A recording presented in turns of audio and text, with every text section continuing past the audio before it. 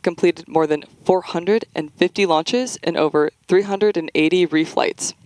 Today, this first stage booster will be attempting to return to Earth and land at Landing Zone 4 at Vandenberg Space Force Base. Rapid reusability of this kind drastically reduces launch costs, helps increase launch frequency, and enables a wide array of new government, commercial, and scientific opportunities in space. Lowering the cost of access to space is helping us take... Stage 1 RP1 load is complete. Good call out there for Stage 1 RP1 load. Lowering this cost of access to space is a major part in taking humanity's next steps into the solar system, whether low Earth orbit, geosynchronous orbit, interplanetary, or even deep space. Now, when costs are lower, government and commercial customers can launch more missions, which helps accelerate development. This also helps commercial satellite and private research customers afford to launch more projects to space, which helps stimulate innovation in turn here on Earth. Missions like SpaceX's Transporter and Bandwagon rideshare programs help make access to space even more affordable by sharing the cost of a single launch across many customers. So all of this is to say, reusability is the key innovation that is making space more accessible for the industry as a whole. Now back to tonight's mission. Both the weather and vehicle continue to look good for an on-time liftoff. Let's talk about what to expect in the lead-up. Coming up shortly, the Transporter Erector, or the TE, will retract away from the Falcon rocket. The TE is the large truss structure that you see just to the right of Falcon 9 on your screen. The first stage is connected to a launch mount at the base of the TE, but the TE is hinged and will retract about 2 degrees. By pressing for strong back retract. There's confirmation from Mission Control that we're pressurizing the tanks on Falcon 9 in preparation for that retraction we were just talking about. Now again, the TE is going to pull away just about 2 degrees away from Falcon 9 in preparation for liftoff, and that will begin by opening up the clamp arms around the base of the fairing. So hopefully we'll have a view of that for you in just a couple of seconds. You may also hear the TE referred to as the strongback by our Mission Control team, and it does a lot of heavy lifting in the lead up to launch. The strongback is designed to transport, raise, and support Falcon 9 with the launch pad. There's confirmation that lowering has started, and we're getting a great view of those clamp arms opening up on your screen there. Falcon 9's payload fairing is about 17 feet in diameter, so just for a quick frame of reference, the fairing on your screen would house roughly an average-sized fire truck. The TE is equipped with umbilicals, or flexible lines, that are used to route the vehicle's fluids, power, and telemetry from the ground systems to the rocket and payload, until Falcon 9 switches to internal power and clears the launch pad. You can see the TE pulling away from Falcon there, and just at liftoff, we'll see it move back to a full 45-degree retraction to clear the way for Falcon 9's ascent. At this point in the countdown, both the first and second stages are nearly fully loaded with 1 million pounds of rocket-grade kerosene fuel and liquid oxygen. The first and second stages should finish propellant loading about a minute apart from each other. We're expecting the call-out for first stage completion at the T-minus 3-minute mark, and the second stage call-out should be at T-minus 2 minutes. As you may have noticed, there are white clouds forming around the vehicle on our launch pad right now. Those clouds are comprised of chilled gas from above the surface of the liquid oxygen tank that is vented overboard to maintain pressure in the tanks as needed. When that vented oxygen mixes with the warmer California coastal air, it condenses into clouds. Stage 1 LOX load complete. There's confirmation of Stage 1 liquid oxygen loading completion. Next up, we are standing by for the same call-out on board Stage 2. Then at T-minus 60 seconds, Falcon 9 will be in startup. This means that the rocket's autonomous internal flight computers will take over the launch countdown. Then just inside of T-minus 2 seconds, we will light the M1D engines for liftoff. At this time, the payload continues to be healthy, and the Falcon 9 team is tracking no issues on the rocket. Weather is still green, and the range is ready to support our T0 of 11:49 p.m. Pacific time. And with that great view, we are proceeding into the last few minutes of terminal count. Now, as our next major milestone, we're listening in for the call-out of second stage LOX loading completion.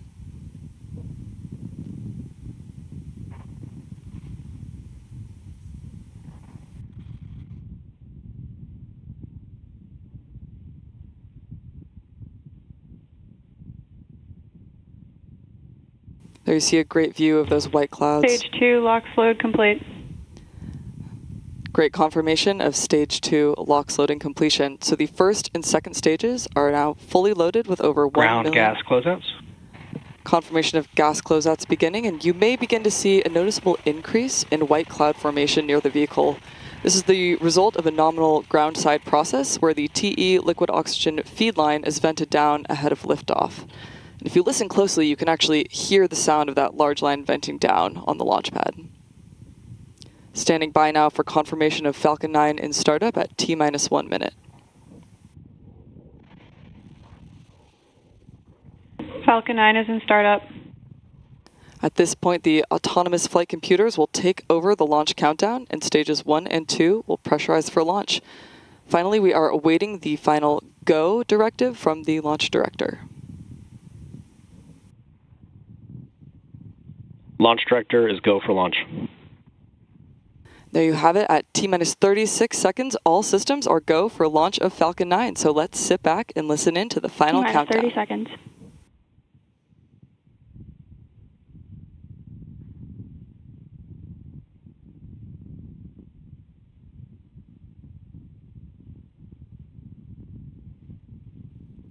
T-minus 15 seconds.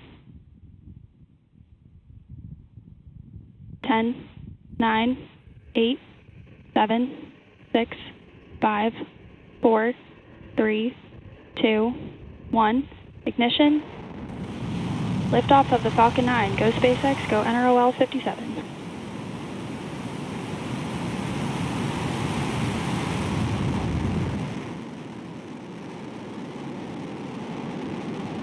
Vehicles pitching downrange. L1D chamber pressure is nominal.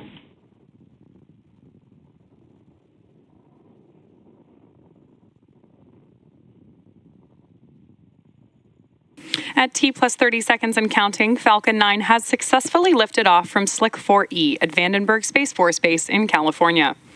In case you're just joining us, these awesome ascent views are of the NROL-57 mission for the National Reconnaissance Office. And we had an on-time liftoff tonight at 11:49 p.m. and are getting good news for mission control that power and telemetry are looking good on board the vehicle. Falcon 9 is supersonic.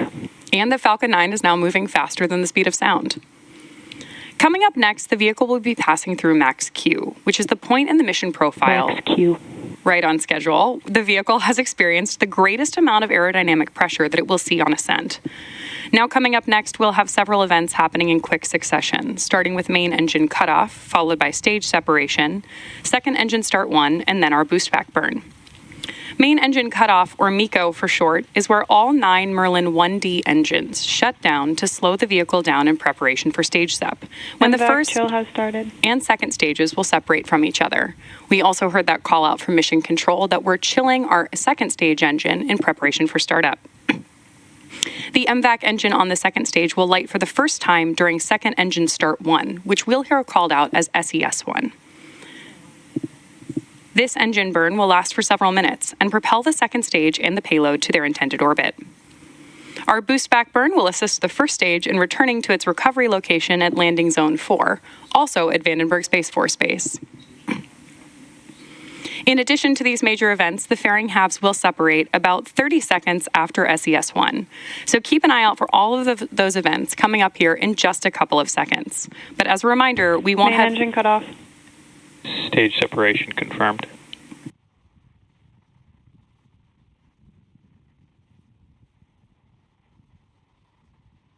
Stage 1 boost back startup.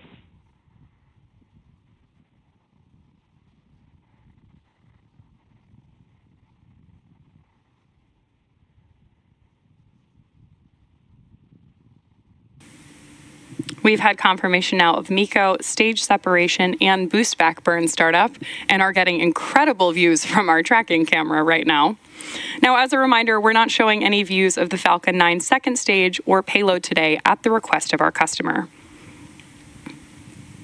We are, however, standing by for that call out for fairing deployment. Fairing separation confirmed. Right on schedule.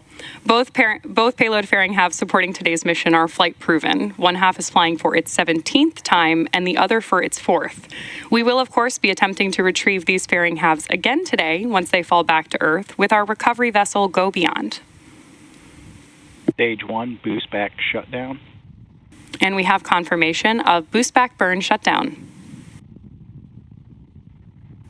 We are currently at T plus 3 minutes and 30 seconds into tonight's mission following a successful liftoff from Both Vandenberg vehicles Space. are following nominal trajectories. Good call out for trajectories. Our nominal liftoff time today was 11:49 p.m. Pacific time. And coming up in just a few minutes will be the entry burn of the Falcon 9 booster as it continues on its journey towards landing zone 4. This entry burn is the second of 3 burns that Falcon 9 will complete in its descent. Now, as a reminder, tonight's mission is a return to launch site recovery, which involves landing the first stage back at Vandenberg Space Force Base at landing zone 4, which is just a short distance from Space Launch Complex 4 East.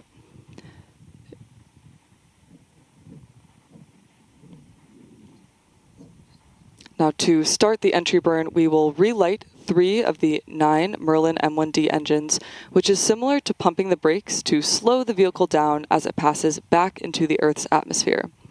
We need to slow the vehicle down to reduce re-entry forces, which then helps us recover and reuse the first stage. During this entry burn, Falcon 9 is decelerating by firing its Merlin engines, but it's still moving really fast. This causes the vehicle to fly through Merlin's exhaust gases, also known as the rocket's plume, which deposits a layer of soot on the vehicle's surface. That soot comes from the carbon-based fuel that Falcon 9 uses, and with each flight, that soot builds up a little more on the outside of the vehicle.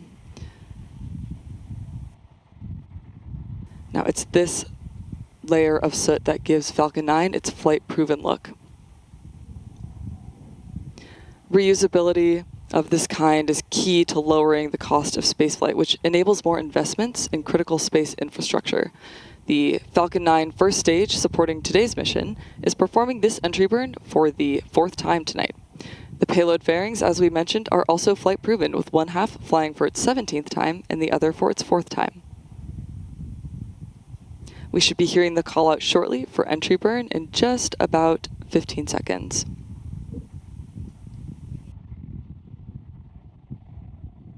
Now, as a reminder, we will not be sharing any views of our second stage this evening at the request of our customer, and we are currently awaiting views of that first stage on its descent. Stage 1, entry burn startup. Good confirmation there of entry burn startup. Now, this is, again, a short burn, and it is designed to slow the vehicle down in preparation for its final landing burn.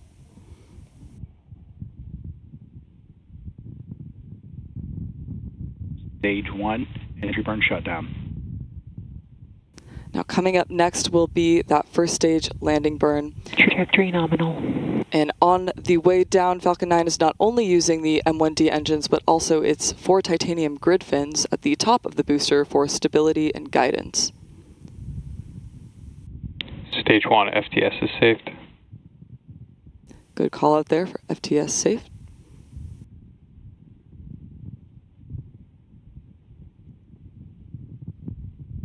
Now, the Merlin M1D engines we've seen firing on that first stage are optimized for sea level performance, and Stage they 1, transonic. each achieve 190,000 pounds of thrust during ascent and descent. So to put that in perspective, Falcon 9 has a combined total thrust of more than 5 747 airplanes at full power.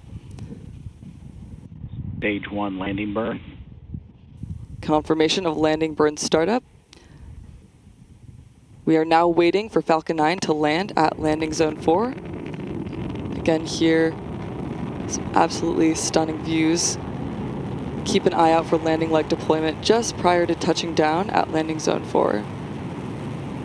This is the final Stage 1, burn. landing leg deploy.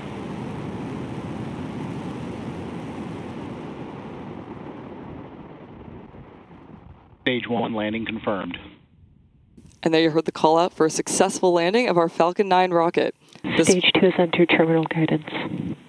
This was the 4th launch and landing for this first stage booster. As we've mentioned a few times, we won't be showing any stage 2 or deployment views at the request of our customer today. So with that picture-perfect landing of the Falcon 9 booster, we'll be bringing our webcast to a close. We'd like to thank the NRO for entrusting us with today's mission, and we'd also like to thank the Range and Federal Aviation Administration for their support. If you're interested in more launch coverage, be sure to check out spacex.com/launches and follow @SpaceX on X for the most up